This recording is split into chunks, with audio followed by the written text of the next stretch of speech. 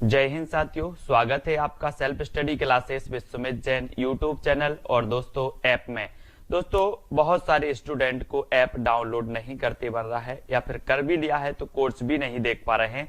तो मैं आज उनको बता दूं कि ये जो सेल्फ स्टडी क्लासेस इस प्रकार से जब आप प्ले स्टोर से करते हैं तो ये आपका वेल जो है आइकन उसमें लगा हुआ है ना। तो इस प्रकार से सेल्फ स्टडी क्लासेस आपको सर्च करना है और ऐसे आइकन में आपको ऐप मिलने वाला है। ठीक है, तो दोस्तों हम देखें कि प्ले स्टोर में आपको इस प्रकार से दिखेगा ये सेल्फ स्टडी क्लासेस। ठीक है, ये प्ले स्टोर में आपको सेल्फ स्टडी क्लासेस का ऐप दिखने वाला है। ठीक है, ये इमेज उसमें डली है, ये आइकन, ये लोगो उसमें डला है। ठीक है, अब दोस्तों इसको इंस्टॉल करना है, यहां से आप इंस्टॉल करेंगे। ठीक है, अब इंस्टॉल करेंगे तो वहां पर आपको नंबर मांगेगा, जीमेल नंबर मांगेगा, तो आपको ओटीपी आएगा, तो आप रजिस्टर करके आगे बढ़ेंगे। तो साथियों आज का सेशन स्टार्ट करते हैं। अगर अभी तक आपने self study classes app download नहीं किया है तो प्ले स्टोर में सर्च करें सेल्फ स्टडी क्लासेस और ऐप जरूर डाउनलोड कर लें। ठीक है, तो दोस्तों आज का अपना पहला प्रश्न, इसके पहले हमने वर्णमाला को बहुत अच्छे से पढ़ा था। अब आपसे पूछा जाता है यहाँ पर कि कौन सा संयुक्त व्यंजन है। तो संयुक्त व्यंजन में चार विकल्प आपके पास हैं, छा है ना, चा, टा और औ। तो संयुक्त व्यंजन पूछा गया, तो संयुक्त व्यंजन हम पढ़ते हैं दोस्तों कौन कौन से, छा, त्रा, ज्ञा और स्रा, है ना। ये क्या पढ़ते हैं अपन, संयुक्त व्यंजन पढ़ते हैं। ठीक है, तो यहां पर आपका बिल्कुल सही आंसर क्या है, छा। ये क्या है, संयुक्त व्यंजन माना जाता है। ठीक है, अब अगला क्वेश्चन आपको बताना है दोस्तों, छा ध्वनि का उच्चारण स्थान क्या है। चार विकल्प हैं आपके पास, दंत है, तालब्य है, ओष्ठ है या फिर वर्ष्य है। तो आप लगाइए, मैंने आपको बताए थे कि जब हम पांच वर्ग पढ़ते हैं और पांच वर्ग के का, चा, टा, ता, पा, तो का वर्ग कंठ से बोला जाता है, उसके बाद चा वर्ग तालु से बोला जाता है, का, चा, टा वर्ग जो मूर्धा होता है, टा है ना, ता वर्ग जो होता है दोस्तों वो दंत से और पा वर्ग होता है ओष्ठ से। ठीक है, तो यहां पर आपसे छा पूछा गया, तो ये छा किस वर्ग में आता है, ये आता है चा वर्ग में। ठीक है, तो चा वर्ग के जितने भी अक्षर होते हैं, वर्ण होते हैं, वो काय से बोले जाते हैं दोस्तों, वो बोले जाते हैं तालु से, है ना, तालु से बोले जाते हैं। तो आपका उत्तर भी क्या हो जाएगा यहाँ पर, सी नंबर। छा क्या है, तालब्य है। ठीक है, अगला क्वेश्चन देखो, कौन तालब्य ध्वनि है, तालब्य ध्वनि बताना है। अब आपसे बनेगा क्वेश्चन तो फटाक से बताइए कमेंट में, चार विकल्प आपके सामने और तालब्य ध्वनि आपसे पूछा गया है। तो 2 सेकंड आपको दिए जाते हैं और आपने बिल्कुल सही आंसर का चयन किया है कि सर जो तालब्य ध्वनि है वो है चा, है ना। चा वर्ग जो है, चा वर्ग, चा, छा, जा, ये तालु से उच्चारित होते हैं। तो आपका उत्तर कहां चला जाता है, एक की तरफ। ठीक है, ए नंबर आपका बिल्कुल सही होगा। इनमें से कौन सा पश्च स्वर है दोस्तों, पश्च स्वर और अग्र स्वर अपन ने पढ़े हैं, तो पश्च स्वर आपको यहां पर बताना है। तो बताइए चार विकल्प में से बड़ा आ, ई, बड़ा ई और आ, ये जो है इनमें से आपको पश्च स्वर के बारे में बताना कि पश्च स्वर के अंतर्गत कौन सा वर्ण आता है, ये आपको बताना। ठीक है, तो आपने चयन किया है दोस्तों विकल्प नंबर ए और ए नंबर आपका बिल्कुल सही है। ठीक है, पश्च स्वर के अंतर्गत आता है आ। ठीक है, तो ए आपका राइट आंसर हो जाएगा। अगला क्वेश्चन है, इनमें से कौन सा युग्म अघोष ध्वनि है। अघोष और सघोष आपने पढ़े हैं, है ना, तो अघोष और सघोष कौन से होते हैं ये आपको बताना है दोस्तों। तो कौन से होते हैं, अपन ने पढ़ा था कि दोस्तों वर्ग के प्रथम और द्वितीय अक्षर होते हैं अघोष और बाकी 3, 4, 5 जो वर्ण होते हैं वो क्या कहलाते हैं, सघोष या फिर घोष, है ना। तो यहां पर आपसे अघोष पूछा गया, तो वर्ग का प्रथम और दोस्तों द्वितीय, यानी कि प्रथम और द्वितीय जो वर्ण होते हैं वो क्या कहलाते हैं, अघोष कहलाते हैं। तो यहां पर पा और फा ये क्या है, प्रथम वर्ण और द्वितीय वर्ण, है ना। पा वर्ग के प्रथम और द्वितीय, तो ये क्या कहलाएंगे दोस्तों, अघोष कहलाएंगे, अघोष। ठीक है, इसको याद रखेंगे। अब आपसे अगला क्वेश्चन पूछा जाता है दोस्तों, का व्यंजन के विषय में निम्न में से कौन सा सही है। का व्यंजन के विषय में बताइए, अल्प प्राण, अघोष, स्पर्शी, कंठ ध्वनि है, और बताइए क्या क्या होता है। अल्प प्राण में अपन पढ़ते हैं 1, 3, 5, है ना। अल्प प्राण में 1, 3, 5 यानी कि प्रथम, तृतीय और पंचम वर्ण क्या होता है, अल्प प्राण होता है।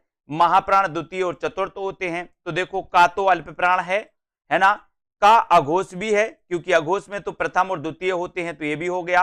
का स्पर्शी व्यंजन भी है, और का उच्चारण स्थान कंठ से भी होता है, तो का क्या हो जाएगा, अल्प प्राण भी है, अघोष भी है, स्पर्शी व्यंजन भी है, और इसका उच्चारण स्थान कंठ है। तो आपका उत्तर क्या हो जाता है, ए नंबर सही हो जाता है।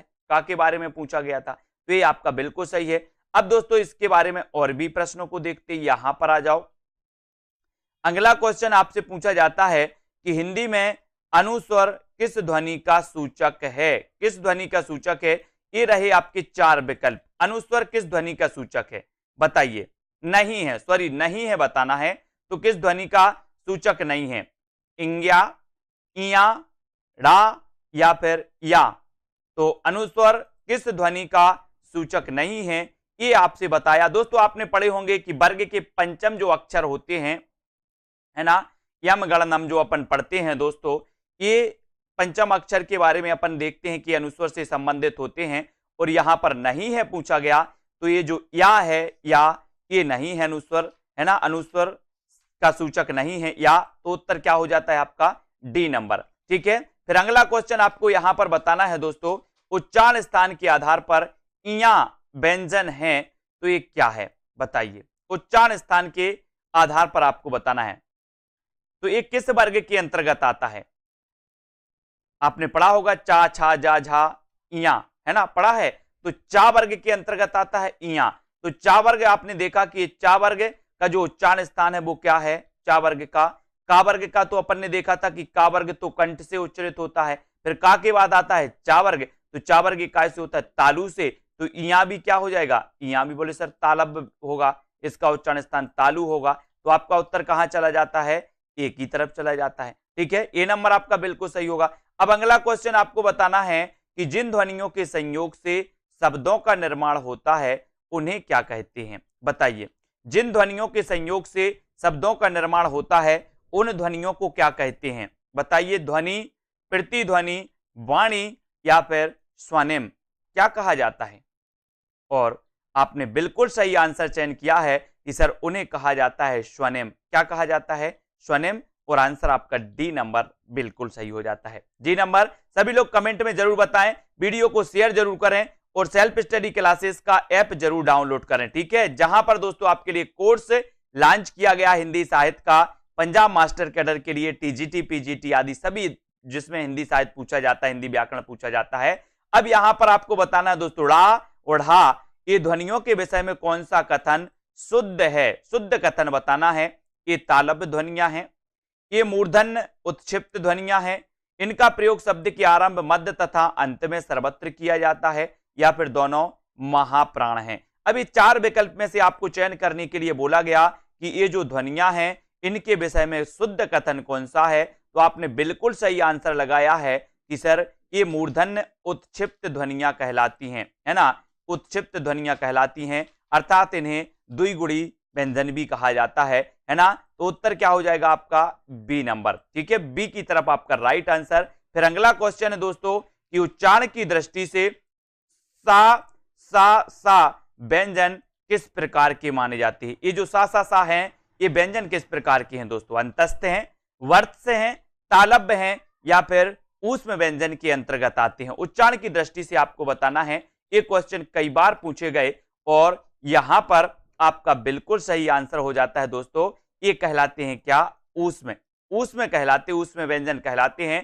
तो उत्तर चला जाता है कहां पर, सी की तरफ चला जाता है, जो बिल्कुल सही आंसर है। ठीक है, अगला क्वेश्चन, निम्न में से कौन वर्ण अंतस्थ नहीं है, अंतस्थ कौन सा नहीं है, बताइए। या, रा, हा या फिर वा, अंतस्थ कौन सा नहीं है, अंतस्थ नहीं बताना। अंतस्थ अपन ने पढ़े थे, कौन कौन से पढ़े थे, या, रा, ला और वा, ये अंतस्थ व्यंजन के अंतर्गत आते हैं। ठीक है, तो अपन ने यहां पर देखा कि सर या तो है, रा भी है, ला नहीं है, लेकिन वा है।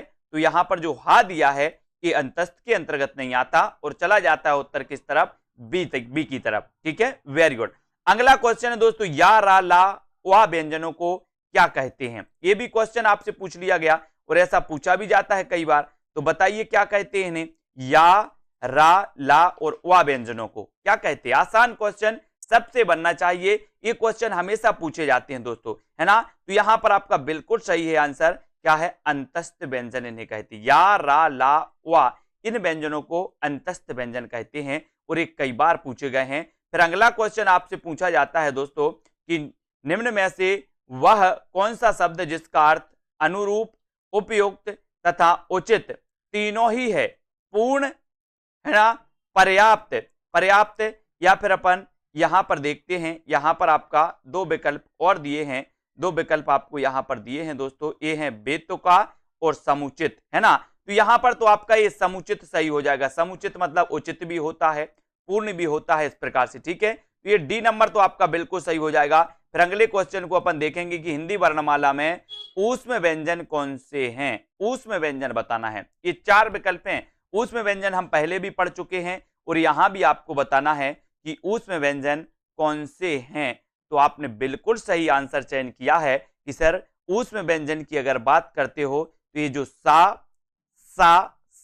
और हा दिया है ये कहलाते हैं क्या, ऊष्म व्यंजन, और ए नंबर आपका बिल्कुल सही हो जाता है, ए नंबर, ठीक है, वेरी गुड। हिंदी के जिन वर्णों का उच्चारण करते समय केवल श्वास का प्रयोग किया जाए उन वर्णों को क्या कहते हैं, बताइए। उन वर्णों को क्या कहा जाता है, अघोष कहा जाता है, सघोष कहा जाता है, अल्प प्राण कहा जाता है, या फिर महाप्राण कहा जाता है। तो आपका राइट आंसर बिल्कुल सही हो जाएगा दोस्तों, यहां पर उन्हें कहा जाता है अघोष। क्या कहा जाता है, अघोष कहा जाता है। और अघोष जो होते हैं आपने देखा होगा वर्ग के प्रथम और द्वितीय, वर्ग के प्रथम और द्वितीय वर्ण क्या होते हैं, अघोष होते हैं। और 3, 4 और 5 ये क्या होते हैं दोस्तों, ये सघोष होते हैं, वर्ग के 3, 4, 5, ठीक है, इनको अपन को याद रख लेना है। और सघोष और अघोष हो गए। अल्प प्राण कौन होते हैं, 1, 3 और 5 अल्प प्राण। और महाप्राण कौन से होते हैं, 2 और 4, वर्ग के द्वितीय और चतुर्थ अक्षर, ठीक है, इनको याद रखेंगे। हिंदी में मूलतः वर्णों की संख्या कितनी होती है, वर्णों की संख्या मूलतः बतानी है। तो ये तो सभी को पता है, कई बार पूछा भी जाता है, तो उत्तर आपका यहां पर चला जाता है 52। हिंदी में मूलतः वर्णों की संख्या होती है 52, जो कि सी नंबर आपका बिल्कुल सही है, ठीक है। अगला क्वेश्चन है हिंदी वर्णमाला में स्वरों की संख्या कितनी है। स्वर पूछ लिए गए आपसे, तो ये भी पूछा जाता है कई बार, 8 हैं, 9 हैं, 11 हैं, या फिर 14 हैं। तो हिंदी वर्णमाला में स्वरों की संख्या कितनी मानी जाती है, ये उत्तर आपको बताना है। और स्वरों की संख्या आपसे पूछा गया तो उत्तर चला जाता है 11 की तरफ, ठीक है, 11। और ए नंबर आपका बिल्कुल सही है। और दोस्तों दो होते हैं कौन से, अम और आहा, अयोगवाह कहलाते, ठीक है, अयोगवाह। तो यहां पर सी आपका सही है। हिंदी वर्णमाला में व्यंजनों की संख्या कितनी है, तो ये 4 विकल्प हैं और व्यंजनों की संख्या आपको बतानी है। तो कितनी मानी जाती है, 32, 33, 34 या फिर 36। तो आसान सा क्वेश्चन, व्यंजन पूछा गया तो उत्तर हो जाता है क्या, 33, 33, यानी सी आपका बिल्कुल सही है, बिल्कुल राइट आंसर। जिन शब्दों के अंत में आ आता है उन्हें क्या कहते हैं, यह क्वेश्चन कई बार पूछा गया। जिन शब्दों के अंत में आ आता है उन्हें क्या कहा जाता है, अनुस्वर, अयोगवाह, अंतस्थ, या फिर अकारांत। क्या कहा जाता है जिन शब्दों के अंत में आ आता है, और आपने चयन किया है कि सर जिन शब्दों के अंत में आ आता है उन्हें कहा जाता है क्या, अकारांत, ठीक है। और डी नंबर आपका अकारांत बिल्कुल सही है, डी नंबर, ठीक है। ये सरल क्वेश्चन है लेकिन पूछे भी जाते हैं दोस्तों, इनको आपको बताना है, अयोगवाह हैं, अयोगवाह निम्न में से बताना अयोगवाह है, विसर्ग, महाप्राण, संयुक्त व्यंजन, या फिर अल्प प्राण। तो अपन ने पढ़े थे, क्या पढ़ा था कि जो अम होता है और जो आहा होता है ये क्या कहलाते हैं, ये अयोगवाह कहलाते हैं। तो इसको क्या बोलते हैं, इसको विसर्ग बोलते हैं, विसर्ग। तो ये विसर्ग यहां पर दिया है तो ये क्या है, अयोगवाह है, अयोगवाह, यानी कि ये नंबर आपका बिल्कुल सही है। फिर अगला क्वेश्चन है, कौन सा पश्च स्वर है, पश्च स्वर बताना है। अग्र स्वर और पश्च स्वर अपन ने पढ़े थे, तो पश्च स्वर यहां पर आपसे पूछा गया। तो पश्च स्वर ये क्वेश्चन कई बार आया है दोस्तों, है ना। तो पश्च स्वर के अंतर्गत आता है कौन सा, आपका कमेंट जल्दी से आना चाहिए। और राइट आंसर चला जाता है विकल्प नंबर 1 की तरफ। पश्च स्वर जो होता है वो होता है ए आपका बिल्कुल सही, ठीक है, बहुत बढ़िया। अगला क्वेश्चन देखते हैं यहां पर कि निम्न में से बताइए किस शब्द में द्वित्व व्यंजन है। द्वित्व व्यंजन बताना यहां पर पुनः या फिर इलाहाबाद। द्वित्व आप समझते होंगे, अभी समझ जाएंगे, और विकल्प के अनुसार द्वित्व व्यंजन का चयन करना है। ये दो विकल्प और हैं और आपका राइट आंसर, एक क्वेश्चन पूछा गया है दिल्ली। दिल्ली में ऐसे द्वित्व व्यंजन जो होते हैं आधा ला और लाया, इस प्रकार से अगर व्यंजन आते हैं तो इनको क्या कहा जाता है? द्वित्व कहा जाता है। द्वित्व, ये क्वेश्चन आता है कई बार, और जिन्होंने नहीं पढ़ा होता तो बोलते हैं ये क्या बलाए पूछ ली गई, ये क्या पूछा गया? द्वित्व व्यंजन तो आज तक नहीं पढ़े, है ना। इसलिए तैयार रहना है। हिंदी वर्णमाला में अयोगवाह वर्ण कौन से हैं? 4 विकल्प हैं। अयोगवाह वर्णों को अपन को चयन करना है, तो कौन से होते हैं अयोगवाह वर्ण? बताइए। आ, ई, उ, या फिर आहा। तो अयोगवाह वर्ण पूछा गया और पहले भी अपन पढ़ चुके हैं।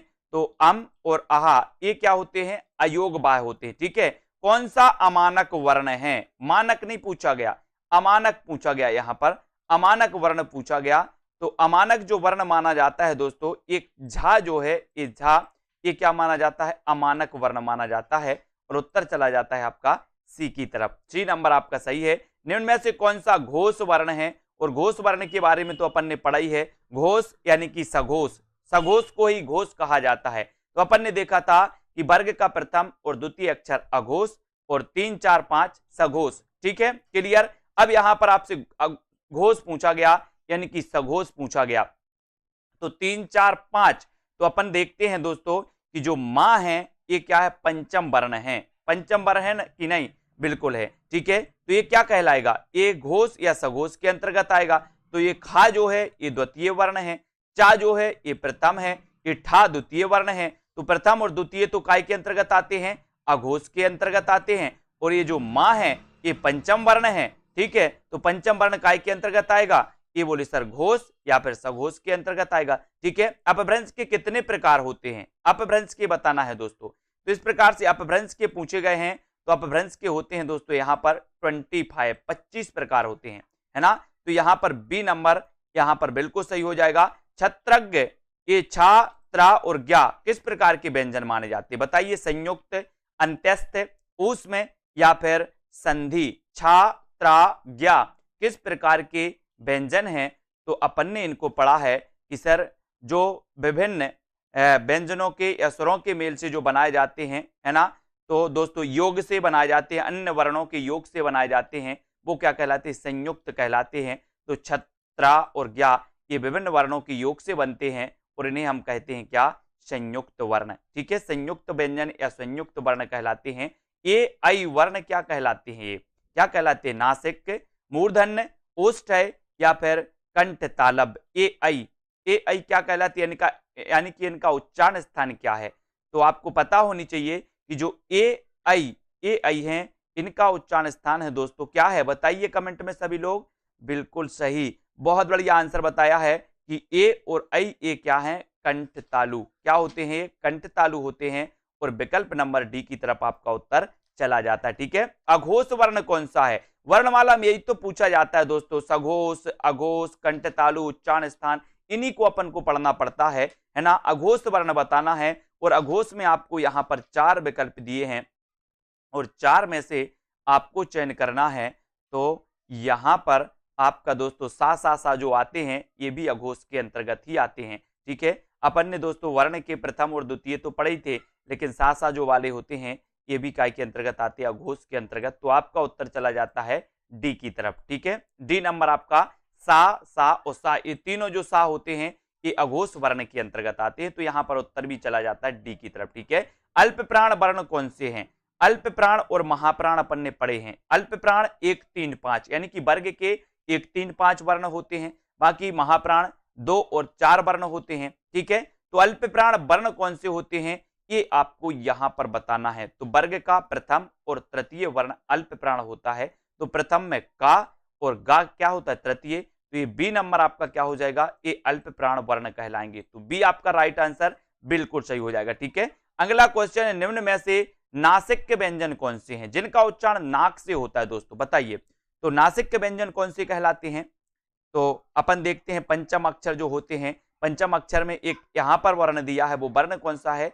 वो है इया, है ना। ये क्या है? नासिक के व्यंजन है और बी की तरफ आपका उत्तर बिल्कुल सही हो जाता है। ठीक है, अगला क्वेश्चन है दोस्तों सा सा, सा और हा ये कौन से व्यंजन कहलाते हैं? ये क्वेश्चन कई बार पूछे जाते हैं, है ना, और कई बार आपको याद भी रख लेना है, ठीक है। तो इन्हें दोस्तों कभी उसमें में रख दिया जाता है, उसमें पूछ लिया जाता है, विकल्प में अकेला उसमें दिया जाता है, कभी संघर्षी भी पूछा जाता है, तो इन्हें हम उसमें संघर्षी कहते हैं, ठीक है। तो ये क्या कहलाते? उसमें संघर्षी कहलाते। कौन से? ये जे सा हा जो वर्ण होते हैं ये उसमें संघर्षी व्यंजन कहलाते हैं, इनको याद रखेंगे, ठीक है। तो दोस्तों आज के इसमें हमने वर्णमाला के कुछ प्रश्नों की प्रैक्टिस की, इनको आपको बार बार पढ़ना है, कई बार पढ़ना है, ताकि वर्णमाला से कोई प्रश्न आपका गलत ना हो पाए, ठीक है। तो आज के इस वीडियो के लिए बस इतना ही। जय हिंद। दोस्तों बहुत सारे स्टूडेंट को ऐप डाउनलोड नहीं करते बन रहा है, या फिर कर भी लिया है तो कोर्स भी नहीं देख पा रहे हैं। तो मैं आज उनको बता दूं कि ये जो सेल्फ स्टडी क्लासेस इस प्रकार से जब आप प्ले स्टोर से करते हैं तो ये आपका वेल जो है आइकन उसमें लगा हुआ है ना। तो इस प्रकार से सेल्फ स्टडी क्लासेस आपको सर्च करना है और ऐसे आइकन में आपको ऐप मिलने वाला है, ठीक है। तो दोस्तों हम देखें कि प्ले स्टोर में आपको इस प्रकार से दिखेगा ये सेल्फ स्टडी क्लासेस, ठीक है। ये प्ले स्टोर में आपको सेल्फ स्टडी क्लासेस का ऐप दिखने वाला है, ठीक है। ये इमेज उसमें डली है, ये आइकन, ये लोगो उसमें डला है, ठीक है। अब दोस्तों इसको इंस्टॉल करना है, यहां से आप इंस्टॉल करेंगे, ठीक है। अब इंस्टॉल करेंगे तो वहां पर आपको नंबर मांगेगा, जीमेल नंबर मांगेगा, तो आपको ओटीपी आएगा, तो आप रजिस्टर करके आगे बढ़ेंगे।